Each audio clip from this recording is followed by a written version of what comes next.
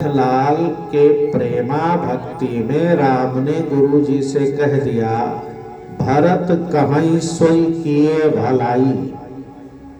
अब ये देखो, ऐसे भाव प्रेम में भरत के राम आ गए कि स्वयं बोल पड़े, गुरु जी भरत कहीं सोई किए भलाई। जो भरत लाल कहे मैं वही करूंगा और वही करने में भला है, उनका भी हमारा भी। लेकिन बोल पड़े।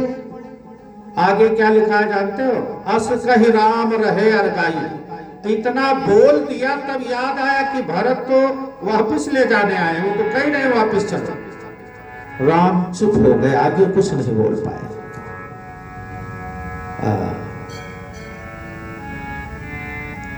प्रभु करी कृपा पावरी दीनी,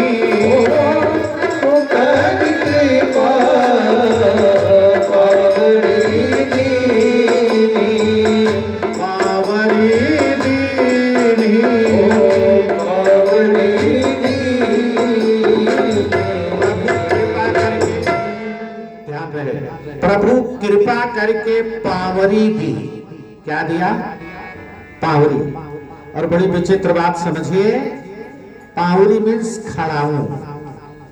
क्या? खड़ाऊं।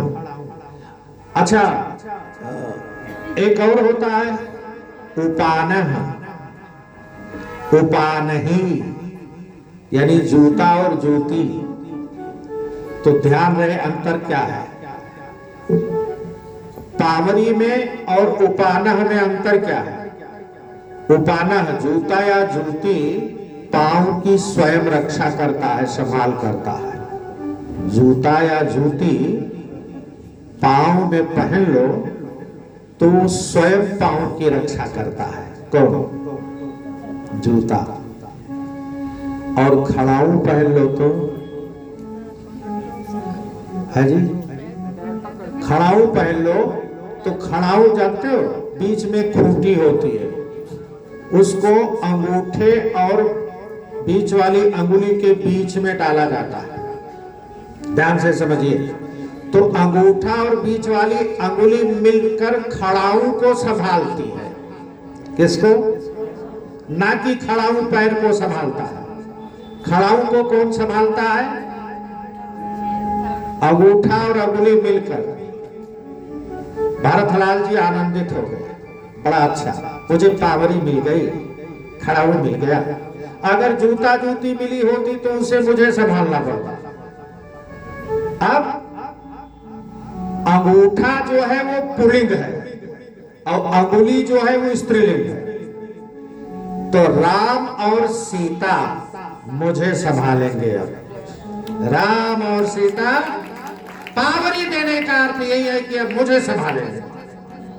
बड़ी प्रसन्नता के साथ खड़ाऊ लेकर भरतलाल जी वापस आ जाते हैं।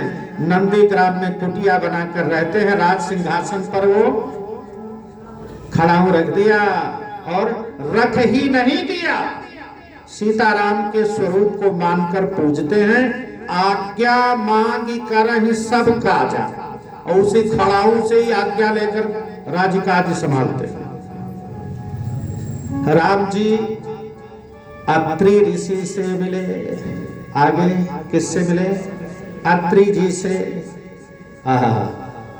अत्रि जी ने बड़ी सुंदर स्तुति की, नमामि भक्त वत्सलम कृपाल शील कोमलम। और वहीं अनुसुईया और सीता जी की मुलाकात हुई।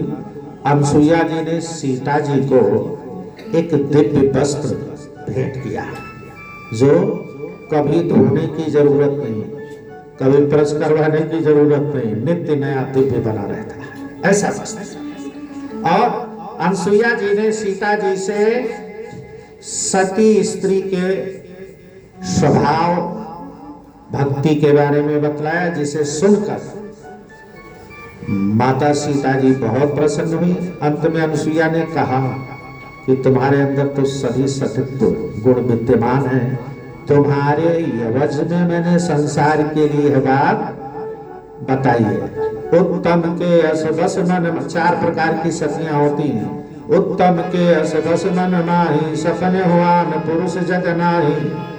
उत्तम प्रकार की जो सती स्त्री हैं उनका मन कैसा होता है जानते हो? स्वप्न में भी पराया पुरुष उनको दिखाई नहीं देता। और मध्यम परपत देखें कैसे, जो मध्यम श्रेणी की दूसरे नंबर की सती स्त्रियां हैं वो पराये पुरुष को कैसे देखती हैं? तो बोले अपनी उम्र से बड़ा हो तो पिता, बराबर हो तो भाई, और छोटा हो तो बेटा। मध्यम परपति देख कैसे, भ्राता पिता पुत्र निज। और तीसरे प्रकार की कुल के डर से धर्म को विचार कर बची रह जाए, वो तीसरे प्रकार की है। 13 जोई। 4 प्रकार की सती स्त्रियों का लक्षण बताया। राम जी आगे बढ़े। एक सुतीक्ष्ण जी महाराज, उनसे पहले सरभंग ऋषि से राम जी जाकर मिले। सरभंग ऋषि मस्ती में मस्त, क्या बात है। भगवान सरभंग ऋषि के पास जब पहुंचे तो सरभंग जी जा रहे थे ब्रह्मलोक। कहाँ? ब्रह्मलोक। सुना कि राम जी आए हैं, आएंगे, रुक गए।